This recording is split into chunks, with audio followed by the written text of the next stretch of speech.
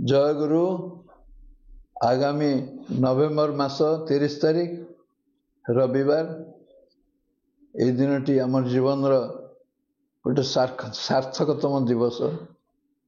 ए दिन मैंने श्री श्री ठाकुर अपार दया परम पूज्यपाद श्री श्री आचार्य देव शेष आशीर्वाद एवं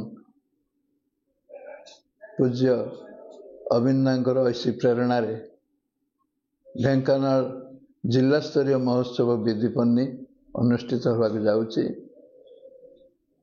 निकटस्थ भगवानपुर सुंदरीखाल सरस्वती शिशु मंदिर पड़िया महासमारोह पालित होगा जाउची। आसंतु ए उत्सव समस्ते जोगदे निजे धन्य हवा, समस्त को धन्य करवा। जय गुरु।